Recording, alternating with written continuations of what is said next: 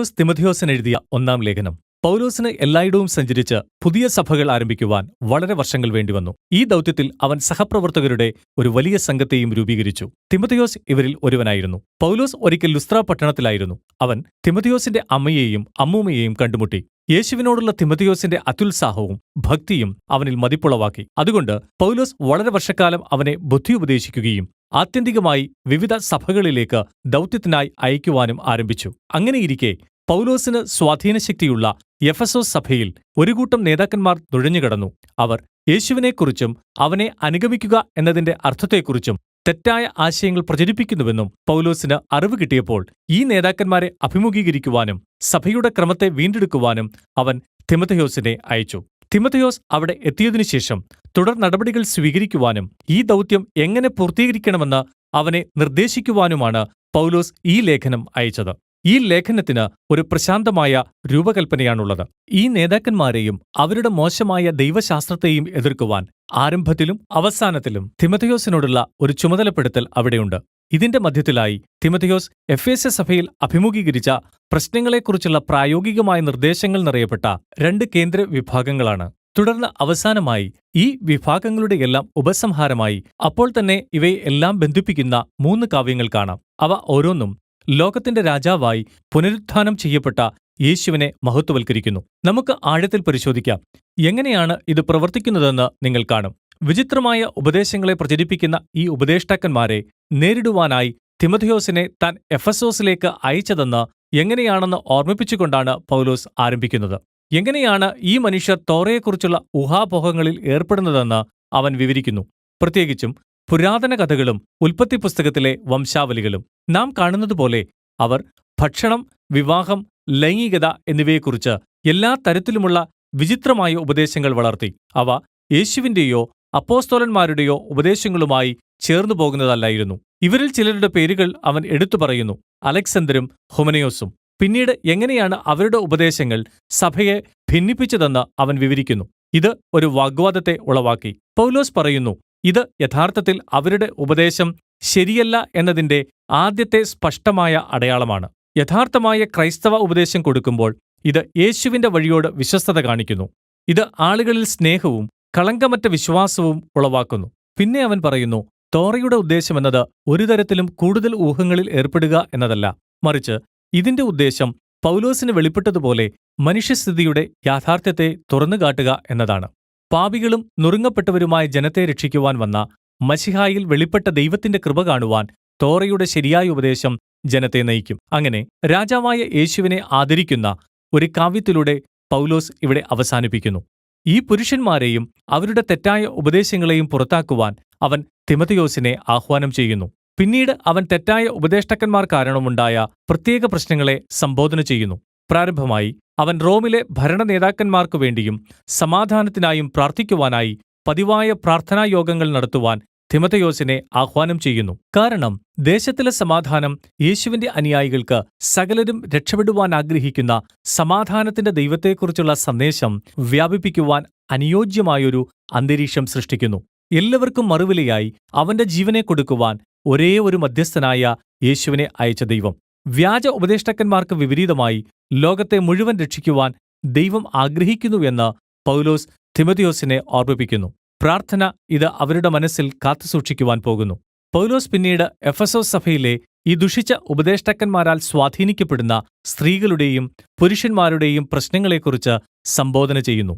ഉപദേഷ്ടാക്കന്മാർ തുടങ്ങിവെച്ച രൂക്ഷമായ ദൈവശാസ്ത്ര വാഗ്വാദങ്ങളിലേക്ക് വശീകരിക്കപ്പെട്ട ഒരു കൂട്ടം പുരുഷന്മാരെ അവൻ പ്രാരംഭമായി അവഗണിക്കുന്നു. അവൻ പറയുന്നു, ഈ ആളുകൾ എങ്ങനെ പ്രാർത്ഥിക്കണമെന്ന് പഠിക്കേണ്ടതുണ്ട്. പിന്നീട് അവൻ ഞായറാഴ്ച കൂട്ടായ്മകളെ ഫാഷൻ ഷോ പ്രദർശനങ്ങളായി കരുതുന്ന ഒരു കൂട്ടം സ്ത്രീകളെ അഭിമുഖീകരിക്കുന്നു. അവർ വളരെ ഉയർന്ന നിലവാരമുള്ള വസ്ത്രങ്ങൾ ധരിച്ചിരുന്നു.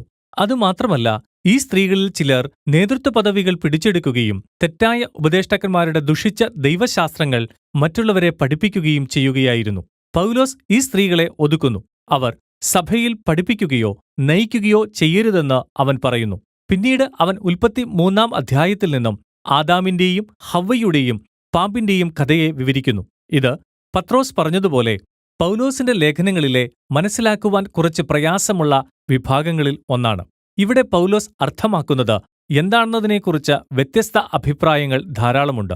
ചിലർ വിചാരിക്കുന്നത് പൗലോസ് പുരുഷന്മാരെ ഉപദേശിക്കുന്നതിൽ നിന്നും നേതൃത്വം കൊടുക്കുന്നതിൽ നിന്നും സ്ത്രീകളെ എന്നേക്കുമായി നിരോധിക്കുന്നുവെന്നാണ്. അതിനാലാണ് അവൻ ആദാമിനെയും ഹവ്വായെയും കുറിച്ച് പറഞ്ഞുകൊണ്ട് എങ്ങനെയാണ് ദൈവം പുരുഷന്മാർ സഭയിലെ നേതാക്കന്മാരായിരിക്കണമെന്ന് ആജ്ഞാപിക്കുന്നത്.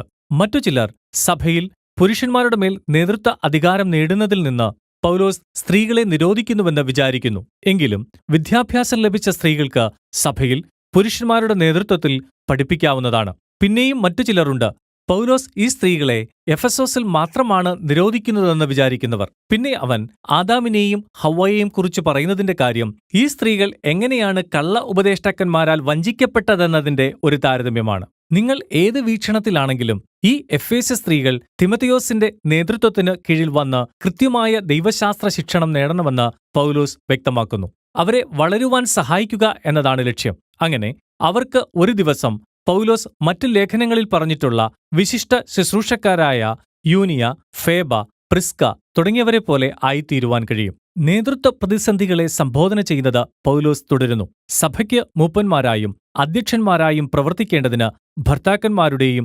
പിതാക്കന്മാരുടെയും ആരോഗ്യകരമായ ഒരു ചെറിയ സംഘത്തെ നിയോഗിക്കുവാൻ പൗലോസ് തിമോഥെയോസിനെ ആഹ്വാനം ചെയ്യുന്നു. ഇവർ വിശിഷ്ടമായ സ്വഭാവഗുണമുള്ളവരും സത്യസന്ധരുമായിരിക്കണം. അവർ ഡീക്കന്മാരുടെ സംഘത്തോട് ചേർന്ന് പ്രവർത്തിക്കണം. ദാസൻ എന്ന അർത്ഥമുള്ള ഒരു യവനായ പദമാണ് ഇത്. ഇവർ യഥാർത്ഥത്തിൽ സഭയുടെ ശുശ്രൂഷകൾ ചെയ്യുന്നവരും നയിക്കുന്നവരുമാണ്. മൂപ്പന്മാരുടെ അതേ സ്വഭാവഗുണങ്ങൾ ഇവർക്കും ഉണ്ടായിരിക്കണം. ഈ ആളുകൾ തങ്ങളുടെ കുടുംബങ്ങളിൽ ആരോഗ്യകരമായ ബന്ധങ്ങൾ പുലർത്തുന്നവരായി മൊത്തത്തിൽ അറിയപ്പെടണം. കാരണം അത് ദൈവത്തിന്റെ കുടുംബമായ സഭയെ നയിക്കുവാനുള്ള അവരുടെ കഴിവിനെ തെളിയിക്കും. ഇങ്ങനെ അവർ ഒരുമിച്ച് ജീവിക്കുന്ന ജീവിതരീതി യേശുവിനെക്കുറിച്ചുള്ള കഥയുമായി ചേർച്ചയുള്ളതാകുന്നു. അത് അവന്റെ അവതാരത്തെയും മരണത്തെയും പുനരുത്ഥാനത്തെയും രാജാവായുള്ള അവന്റെ വാഴ്ത്തപ്പെടലിനെയും പിന്നീട് അവന്റെ പുതിയ കുടുംബത്തിന്റെ ലോകത്താകമാനമുള്ള വ്യാപനത്തെയും കുറിച്ച് അവസാന കാവ്യത്തിൽ വിശദീകരിച്ചിരിക്കുന്നു. തിമോഥെയോസിനായുള്ള പൗലോസിന്റെ രണ്ടാമത്തെ നിർദ്ദേശങ്ങൾ ഈ തെറ്റായ ഉപദേഷ്ടാക്കന്മാരാൽ ഉണ്ടായ പ്രശ്നങ്ങളെക്കുറിച്ച് വീണ്ടും പ്രത്യേകിച്ചു പറയുന്നു. അവൻ ആദ്യം അവരുടെ തെറ്റായ ദൈവശാസ്ത്രത്തെ തിരുത്തുന്നു.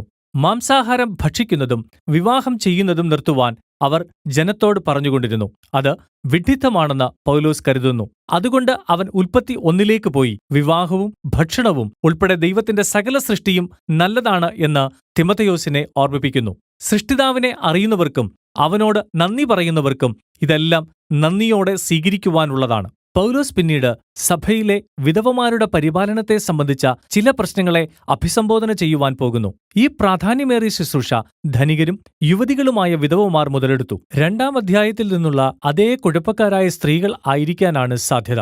അവർ സഭയുടെ സംരക്ഷണത്തിനായി പറഞ്ഞുറപ്പിക്കുന്നു. എന്നാൽ പിന്നീട് ഉറങ്ങുന്നതിലും നുണ പറഞ്ഞു പരത്തുന്നതിലും സഭയുടെ സൽപ്പേര് നശിപ്പിക്കുന്നതിലും അവരുടെ ദിനങ്ങൾ ചിലവഴിക്കുന്നു. ഇവയിലൊന്നും പൗലോസിനില്ല.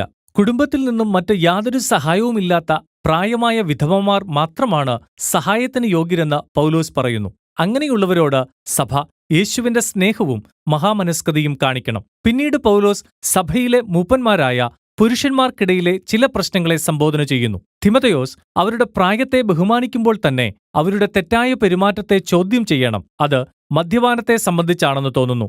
അവർ സഭയുടെ സൽപ്പേര് എഫെസോസിൽ നശിപ്പിക്കുന്നു. അതുകൊണ്ട് തിമോഥെയോസ് സ്നേഹത്തിൽ അവരെ എതിർത്ത് അവർ നേതൃസ്ഥാനത്തുള്ളവരാണെങ്കിൽ അവരെ സ്ഥാനമൊഴിപ്പിക്കുന്നു. തിമോഥെയോസ് ഒരിക്കലും വീഞ്ഞ് കുടിക്കരുതെന്നല്ല ഇത് അർത്ഥമാക്കുന്നതെന്ന രസകരമായ ഒരു കുറിപ്പ് കൂടി പൗലോസ് ചേർക്കുന്നു. അവന്റെ ഉദരസംബന്ധമായ പ്രശ്നങ്ങളാൽ അവൻ രാത്രി ഭക്ഷണത്തോടൊപ്പം 1 ഗ്ലാസ് വീഞ്ഞുകൂടി കുടിക്കുന്നത് നല്ലതായിരിക്കും. പൗലോസ് പിന്നീട് ക്രൈസ്തവ അടിമകൾക്കിടയിലെ ഒരു പ്രശ്നത്തെ സംബോധന ചെയ്യുന്നു. അവരിൽ ചിലർ തങ്ങളുടെ ക്രൈസ്തവ യജമാനന്മാരോട് അനാദരവ് കാണിക്കുന്നു. അതെ, സുവിശേഷം യേശുവിന്റെ അനുയായികൾക്കിടയിൽ സമത്വം സൃഷ്ടിക്കുന്നു. എങ്കിലും പൗലോസ് ചിന്തിക്കുന്നത് സഭയുടെ ദൗത്യത്തിലും സാക്ഷ്യത്തിലും വിട്ടുവീഴ്ച ചെയ്യാതെ സമത്വം തന്ത്രപരമായ രീതിയിൽ നടപ്പിലാക്കണം എന്നതാണ്. ക്രൈസ്തവർ അടിമക്കലാപവുമായി സഹവർത്തിക്കുകയാണെങ്കിൽ അവർ വിട്ടുവീഴ്ച ചെയ്തിരിക്കുന്നു.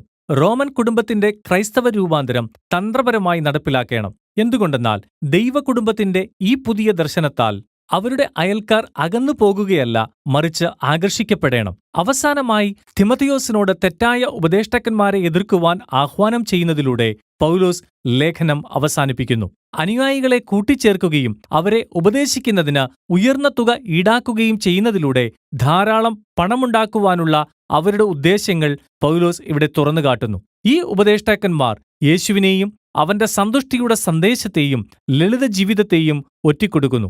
നല്ല പ്രവൃത്തിയിലും മഹാമനസ്കതയിലും ധനികരായിരിക്കുവാൻ പൗലോസ് എഫെസോസിലെ സമ്പന്നരായ ക്രൈസ്തവരോട് നിർദ്ദേശിക്കുന്നു. തങ്ങൾക്കുള്ള എല്ലാ സമ്പത്തും രാജാവായ യേശുവിന് സമർപ്പിക്കുന്നവരായിരിക്കണം. അവൻ മറ്റു രാജാക്കന്മാരെക്കാൾ ഉന്നതനായ യഥാർത്ഥ രാജാവാണെന്നത് എപ്രകാരമാണെന്നുള്ള അന്തിമ കാവ്യത്തിന് പ്രചോദനമാകുന്നത് അവനാണ്. 1 തിമോഥെയോസിന്റെ ലേഖനം വളരെ പ്രാധാന്യമർഹിക്കുന്ന ഒന്നാണ്.